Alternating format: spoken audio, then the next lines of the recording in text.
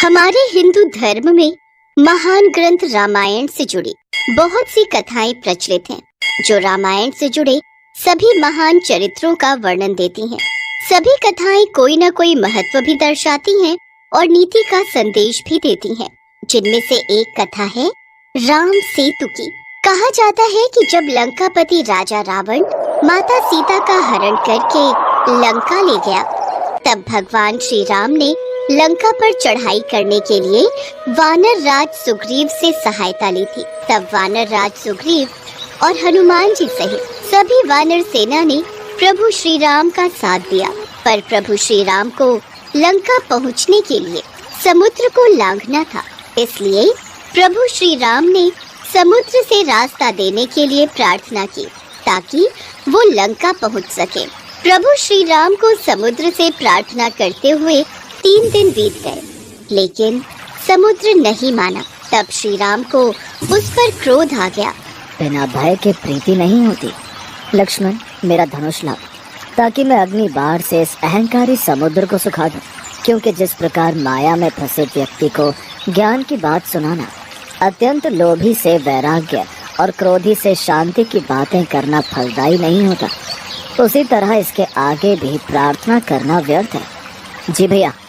श्री राम ने धनुष पर प्रत्यंचा चढ़ाई तो समुद्र भय से कांप गया। पूरी सृष्टि कांपने लगी, स्वर्ग में भी उथल पुथल हो गई। जैसे ही प्रभु श्री राम अग्नि बाण छोड़ने लगते हैं, अचानक घबराकर समुद्र श्री राम के समक्ष प्रकट होता है और क्षमा प्रार्थना करता है। त्राहिमाम, त्राहिमाम, रुकिए प्रभु, रुकिए, मुझे क्षमा कीजिए, मुझे क्षमा कीजिए। प्रभु, 5 तत्वों का जड़ स्वभाव आपने ही बनाया है। जल यदि अपनी मर्यादा छोड़ देगा तो उसका महत्व भी समाप्त हो जाएगा। सबको मर्यादा भी आपने ही दी है। आप तो मर्यादा पुरुषोत्तम राम है। मैं तो आपके बताए हुए रास्ते पर ही चल रहा था। अब ये आपके हाथ में है कि आप मुझ पर कृपा करें या फिर मुझे दंड दें। हे रघुवर, आप जैसा कहेंगे मैं वैसा ही करूँगा। आपको बाढ़ चलाने की भी कोई आवश्यकता नहीं है। मैं तो आपकी इच्छा मात्र से ही सूख जाऊंगा और आपको रास्ता दे दूंगा। मैं वो भी करने को तैयार हूँ, पर उसमें मेरी मर्यादा भंग होगी। 5 तत्वों आकाश, वायु, अग्नि, जल, पृथ्वी में से यदि किसी एक ने भी अपने स्वभाव को बदला तो उसका महत्व समाप्त हो जाएगा, उसकी मर्यादा भंग हो जाएगी, तो सृष्टि के संतुलन में विकार उत्पन्न हो जाएगा, जिससे इस धरती पर विस्फोट हो जाएगा। प्रभु, यदि आप प्रलय से पहले ही प्रलय लाना चाहते हैं तो आपको अधिकार है, अन्यथा इस ब्रह्मास्त्र से मेरी रक्षा कीजिए। प्रभु श्री राम तो स्वयं ही मर्यादा पुरुषोत्तम है। उन्होंने उस समय समुद्र की विनती को सुना। जब श्री राम ने समुद्र को तात कहकर पुकारा तो लक्ष्मण सहित सभी वानर सेना मुस्कुराने लगी, क्योंकि वे भी जानते थे कि प्रभु श्री राम का हृदय कितना कोमल और दयालु है। क्योंकि उन्हें कभी क्रोध आ भी जाए तो भी वो शांत हो जाते हैं। प्रभु श्री राम समुद्र की इस विनम्र विनती से प्रसन्न हो गए और समुद्र पार करने का उपाय पूछा। हम तुम्हारी मर्यादा भंग नहीं होने देंगे, परंतु कृपया करके हमें समुद्र पार करने का कोई दूसरा उपाय बताएं। आपकी अति कृपा होगी। वानर राज सुग्रीव की सेना में नल और नील नाम के 2 महाप्रतापी महाशक्तिशाली वानर उपस्थित हैं। नल और नील जब छोटे थे तो ऋषि मुनियों को अपनी शरारतों से बहुत परेशान किया करते थे और अक्सर उनकी वस्तुओं को समुद्र में फेंक देते थे।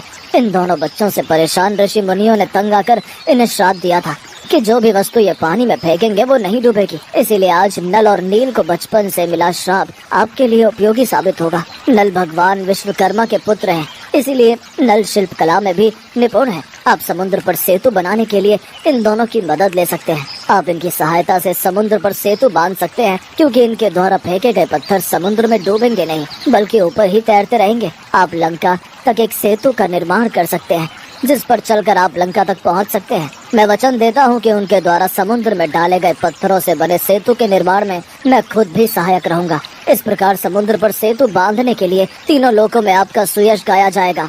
हे रत्नाकर, हे सागर, हम तुम पर बहुत प्रसन्न हैं। तुम्हारी उदारता से हम तुम्हारे प्रेम के ऋणी हो गए, परंतु हमारी एक और समस्या का समाधान करो। आज्ञा प्रभु। इसके पश्चात समुद्र ने प्रभु श्री राम से आज्ञा ली और वापस लौट गए। नल और नील की सहायता से समुद्र पर सेतु बांधने का कार्य प्रारंभ होता है। सभी वानर प्रभु श्री राम का नाम लिखकर पत्थर नल और नील को देते और वे दोनों समुद्र में पत्थर जोड़ते जाते। समुद्र ने सेतु को अपने कंधों पर संभाल रखा था। कहा जाता है ये सेतु 100 योजन लंबा और 10 योजन चौड़ा था, पर ये विशाल राम सेतु 5 दिनों में ही बनकर तैयार हो गया। राम सेतु बनाने में सभी ने अपना योगदान दिया, जिसमें एक छोटी सी गिलहरी भी प्रभु श्री राम की भक्ति और सेवा में अपना योगदान दे रही थी। पुल के निर्माण में मदद करने के लिए वो छोटी सी गिलहरी बार बार शरीर पर बालू लपेटकर उसे पुल पर गिराती थी। प्रभु श्री राम उसे ऐसा करते देख रहे थे।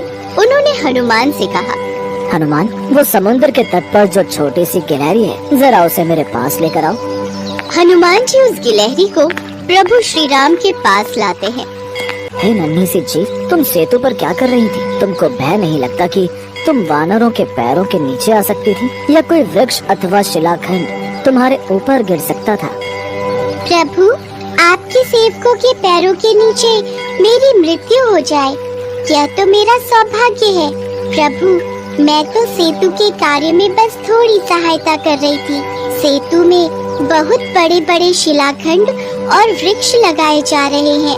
ऊंची नीची भूमि पर चलने में आपको कष्ट होगा, यह सोचकर मैं सेतु के छोटे छोटे गड्ढों में रेत भर देने का प्रयत्न कर रही थी। गिलहरी की स्नेह भरी कोमल बातों को सुनकर भगवान श्री राम प्रसन्न हो गए। उन्होंने अपने बाएं हाथ पर गिलहरी को बिठा लिया। जगत पालक ने उस जीव को वह आसन दिया जो किसी भक्त को भी प्राप्त नहीं होता। कहते हैं इस सेवा भाव को देखकर श्री राम ने गिलहरी की पीठ पर स्नेह से अपना हाथ फिराया। तभी से गिलहरी की पीठ पर प्रभु श्री राम की अंगुलियों के चिन्ह स्वरूप में 3 श्वेत रेखाएं बन गईं। प्रभु श्री राम का चरित्र ही ऐसा है कि हर कोई प्रभु श्री राम की भक्ति में लीन हो जाता है। प्रभु श्री राम करुणा के अवतार हैं। वे अपने भक्तों पर अथाह प्रेम न्योछावर कर देते हैं। कहते हैं प्रभु श्री राम का नाम लेने से ही सारे काम सिद्ध हो जाते हैं।